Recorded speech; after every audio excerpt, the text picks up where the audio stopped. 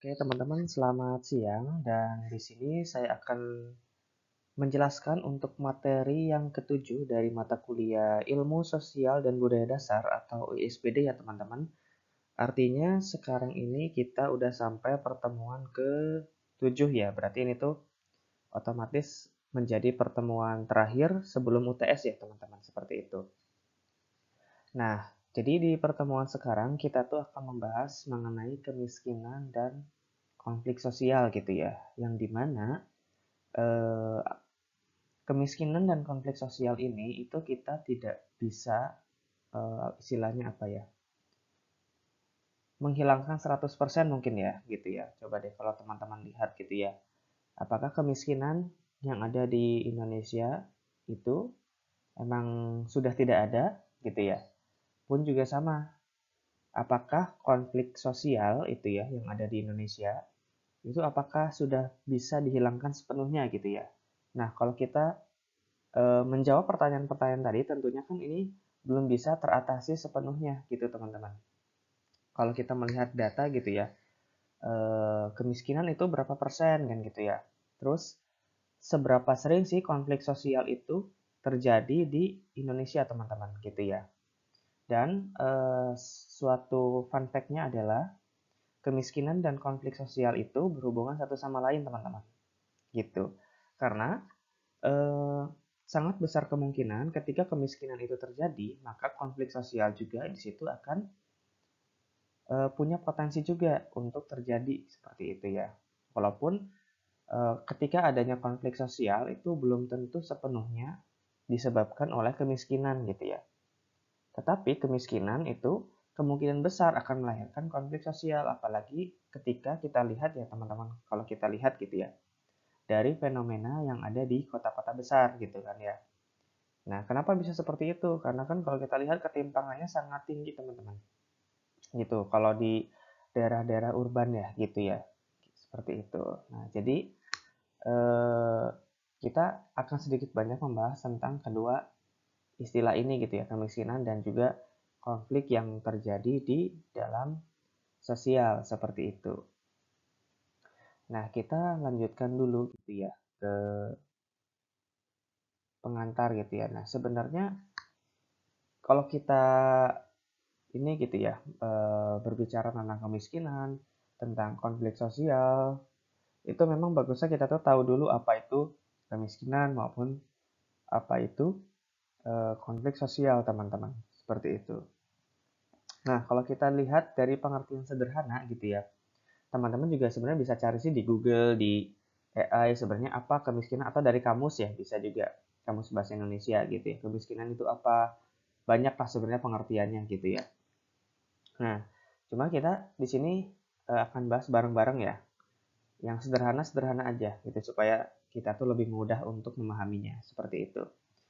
Nah, kalau kita lihat apa itu kemiskinan, yaitu merupakan kondisi individu maupun kelompok gitu ya. Jadi kemiskinan ini itu bisa terjadi secara individual maupun secara berkelompok teman-teman. Jadi kan kalau kita lihat ada juga beberapa wilayah itu yang memang masyarakat itu dalam satu wilayah itu tuh miskin semua teman-teman.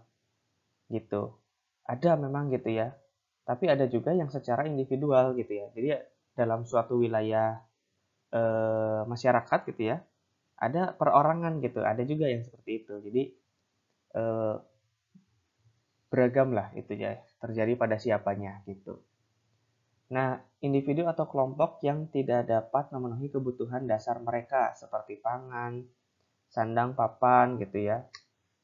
Nah, di sini juga bukan hanya pangan, sandang, papan ya, tapi ternyata memang tidak bisa mengakses sepenuhnya ke pendidikan dan kesehatan. Jadi benar-benar nol mereka itu tuh.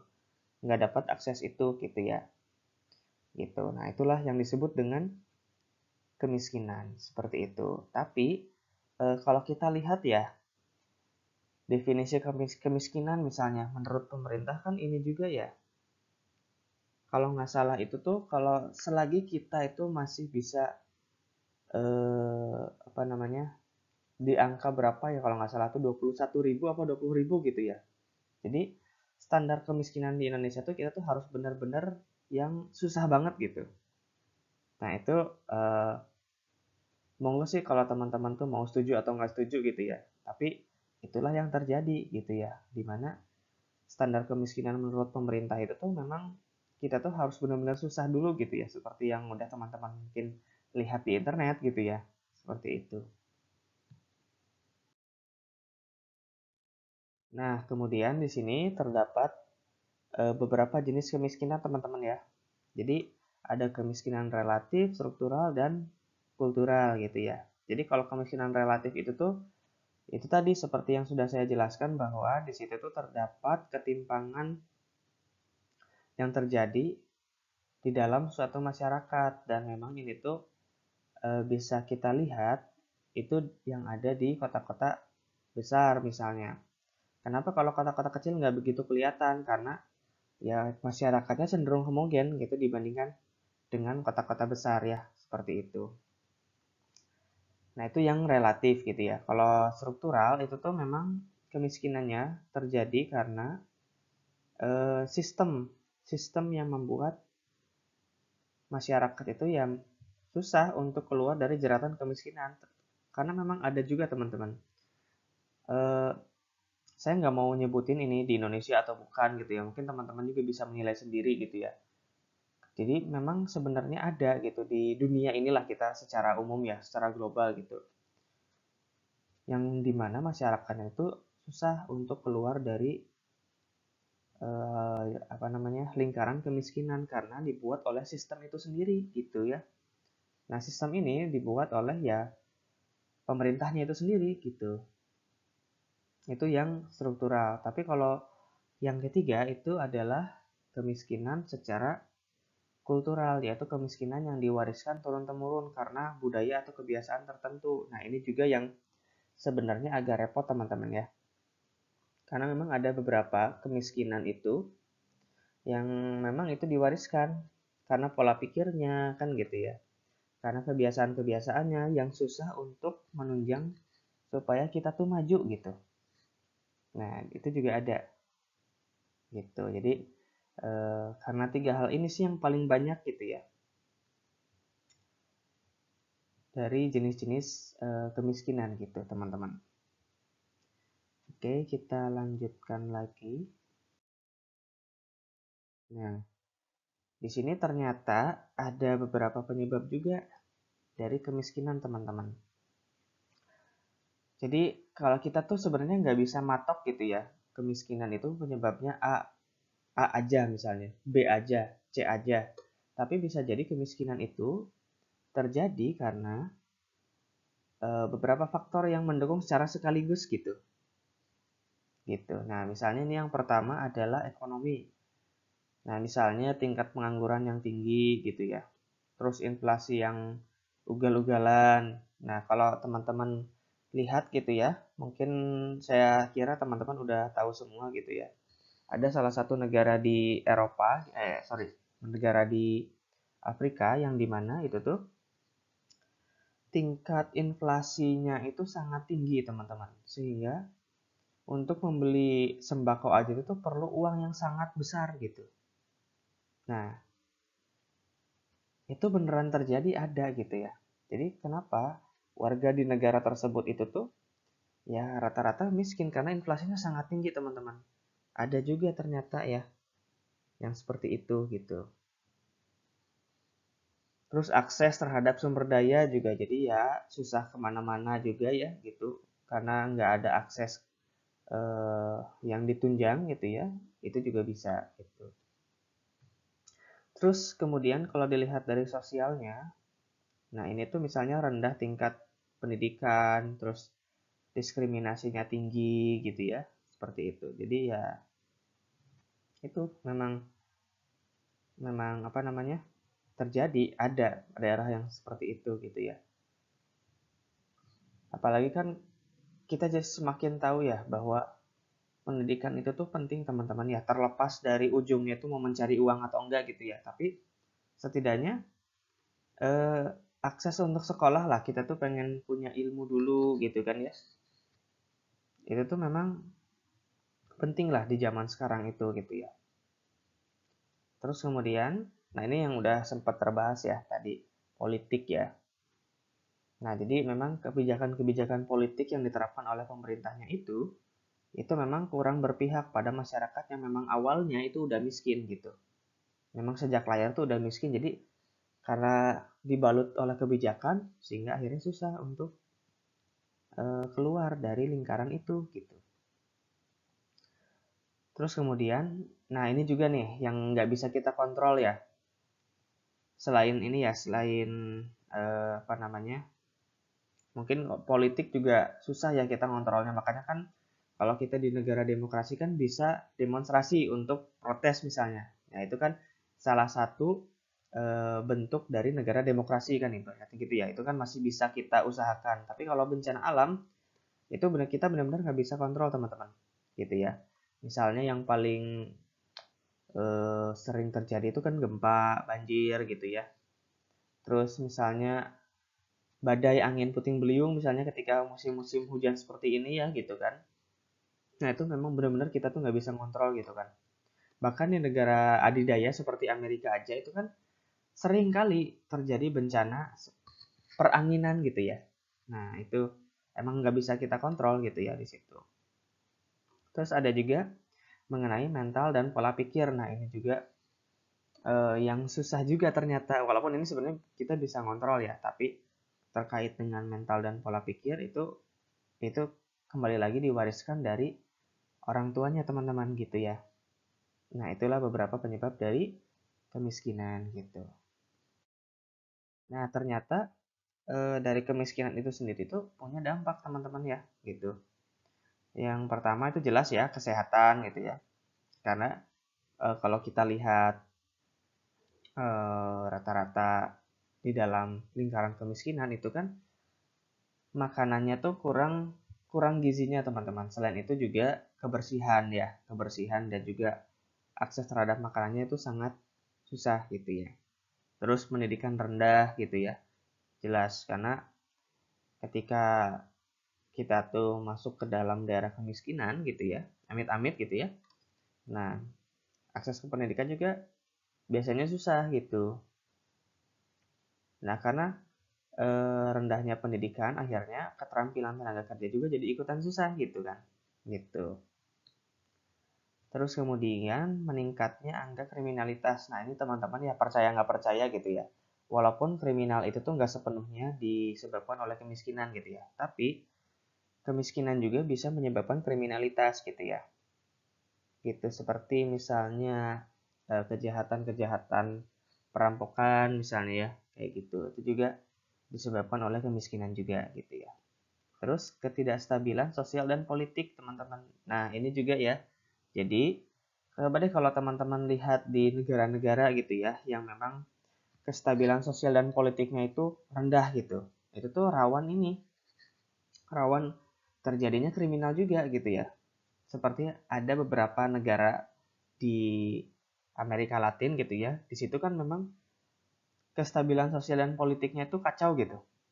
Jadi akhirnya banyaklah muncul-muncul kriminal seperti gangster gitu ya. Itu banyak teman-teman terjadi di Amerika Latin atau Amerika Tengah lah gitu ya.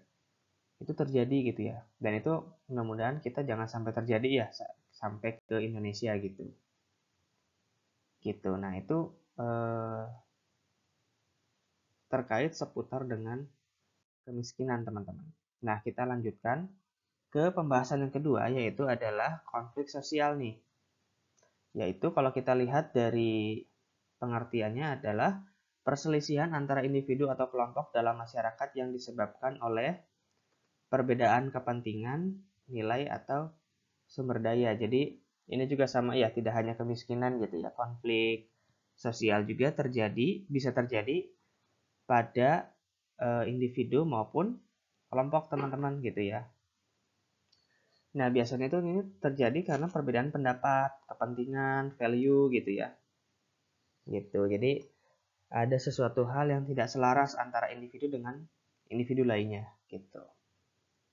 Dan ini juga sama sih bisa dikaitkan juga dengan apa namanya kemiskinan gitu ya. Seperti itu. Nah, ini terdapat beberapa jenis dari konflik sosial seperti halnya jenis-jenis kemiskinan itu tadi teman-teman ya gitu. Nah, kalau kita lihat gitu ya dari besar kecilnya gitu ya, bisa kita lihat dari individu sampai ke ranah politik teman-teman. Nah, kalau individu itu ya jelas ya perorangan gitu ya, perbedaan pendapat juga ya, kepentingan gitu. Nah, kita satu tingkat lebih lebih lebih luas nih teman-teman. Itu ada antar kelompok ya. Nah, ini konflik yang terjadi antar kelompok sosial, misalnya etnis gitu ya. Ini kalau kita lihat di Indonesia tuh masih ada beberapa juga ya antar etnis yang suka ribut misalnya gitu ya. Atau antar agama juga masih ada misalnya gitu ya.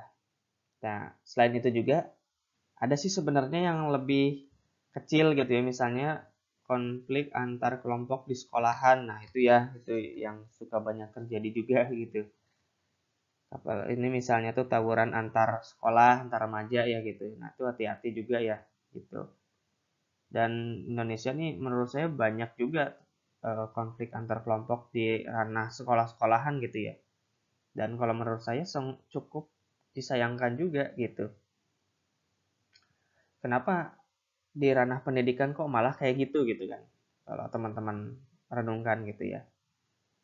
Terus kemudian ada juga kelas sosial. Nah, kalau kelas sosial ini tuh kayak tadi ya yang udah sempat disebutkan di kemiskinan itu. Jadi adanya ketimpangan antara kaya dan miskin gitu ya. Gitu. Nah, itu kembali lagi ya, banyak terjadi di daerah urban ternyata gitu. Terus kemudian, nah ini konflik politik teman-teman. Nah ini ya apalagi kalau menjelang pemilihan kepala daerah gitu ya. Nah ini cukup sering juga gitu ya. Walaupun sampai saat ini juga konflik politik tuh ada terus sih, pasti ada gitu ya. Cuma puncaknya itu ketika ada mau pemilihan kepala daerah biasanya gitu. Nah itu tadi ya kalau kita lihat penyebab konflik sosial itu kan.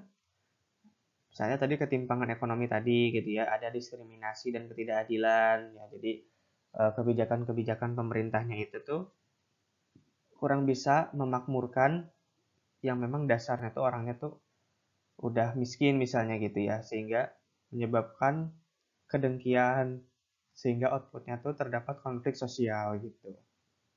Terus ini ya, yang ketiga perbedaan value, ini juga hati-hati ya teman-teman.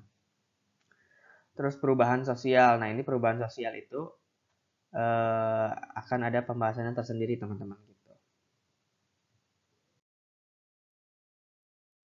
Nah, ternyata konflik sosial juga punya dampak teman-teman ya.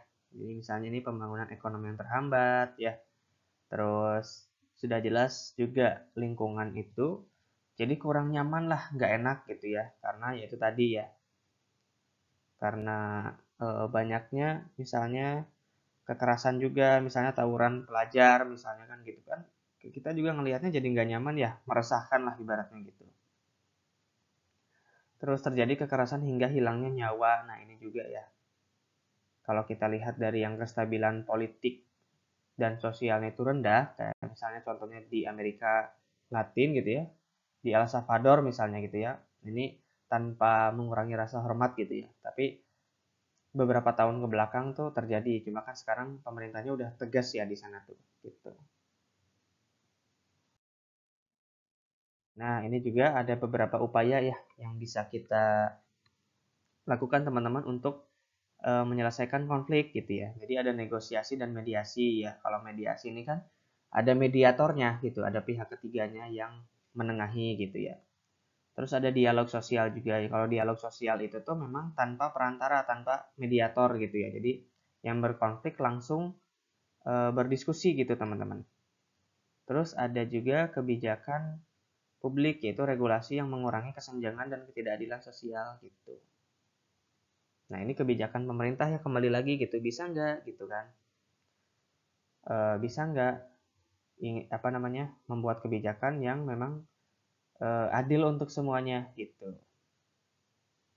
Seperti itu. Ya mungkin segitu aja untuk pertemuan hari ini ya teman-teman. Jadi setelah ini kita UTS dulu ya di jeda. Terus nanti kita lanjut lagi pertemuan ke-9. Kalau nggak salah itu 2 mingguan lagi, 2 atau 3 minggu lagi ya, seperti itu. Oke teman-teman, segitu aja. Kurang lebihnya mohon maaf. Terima kasih, selamat siang, dan assalamualaikum warahmatullahi wabarakatuh.